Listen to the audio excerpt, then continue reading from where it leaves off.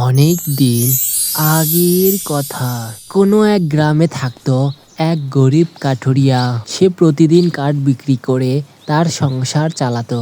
একদিন ভোর সকালে কাঠুরিয়া গভীর জঙ্গলের ভিতর দিয়ে যাচ্ছিল, কিন্তু তার চোখে কোনো একটা ভালো গাছ পড়ছিল না। সে যখন গভীর জঙ্গলে ঢুকে পড়ল, সে দেখতে পেল একটি বাঘ তার দিকে ধেয়ে আসছে। তাই সে ভয়ে জঙ্গল ছেড়ে পালিয়ে যেতে লাগলো। কিছুক্ষণ পর কাঠুরিয়া দৌড়ে তার বাড়িতে চলে আসে। কি হয়েছে তোমার? এত দৌড়ে দৌড়ে বাড়িতে এলে যে? কোনো কিছু দেখে ভয় পেয়েছো নাকি? চেহারা দেখে মনে হচ্ছে বাঘে তাড়া করেছিল। হ্যাঁ, কিন্তু তুমি কিভাবে জানলে? জানো তো, আজকে একটুর জন্য বেঁচে ফিরলাম। ওই বাঘটা যেভাবে তাড়া করছিল, মনে হচ্ছিল আমাকে খেয়ে ফেলবে।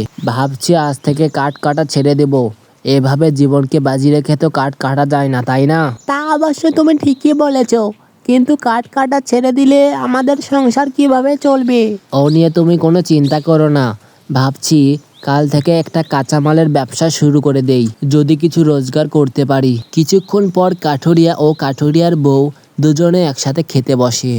খাওয়া দাওয়া শেষ করে তারা দুজনেই সন্ধ্যাবেলায় ঘুমিয়ে পড়ে। পরদিন কাঠুরিয়া তাদের স্থানীয় বাজারে আলু পটলের একটা দোকান দেয়। এরে রামেশ, তুই আবার কাঁচামালের ব্যবসা কবে থেকে শুরু করলি? আর বলো না ভাই, জঙ্গলে যে বাঘের উৎপাত বেড়ে গেছে, তাতে আমার কাঠ কাটাই মুশকিল হয়ে পড়েছিল। তাই ভাবলাম কাঠ কাটা ছেড়ে দিয়ে একটা কাঁচামালের ব্যবসা শুরু করে দেই। ও আচ্ছা, এই ব্যাপার। তো বেশ ভালো করেছিস। নে, আমাকে 2 কেজি আলু দে তো। এরপর একের পর এক কাস্টমার কাঠুরিয়ার দোকানে ভিড় করছিল এবং তার ব্যবসাও অনেক ভালো হচ্ছিল। সারাদিন কেনাবেচা করে রামেশ যখন বাড়ি ফিরছিল, সে দেখতে পেল রাস্তার ধারে একটি বৃদ্ধ লোক দাঁড়িয়ে আছে। বাবা, আমার একটা মস্ত বড় বিপদ হয়েছে। তুমি যদি আমাকে একটু সাহায্য করো, তাহলে আমার অনেক বড় একটা উপকার হবে। হ্যাঁ মশাই, বলুন, আমি আপনাকে কিভাবে সাহায্য করতে পারি?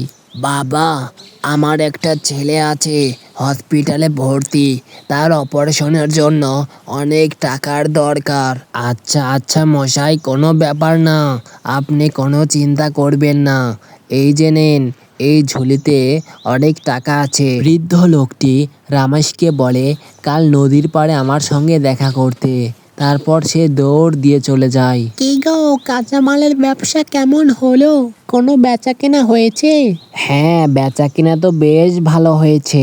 এরপর রামেশ তার বউকে ওই বৃদ্ধ লোকের সমস্ত কথা খুলে বলল। সেই বৃদ্ধ লোকটির কথা মতো রামেশ নদীর পাড়ে চলে আসে।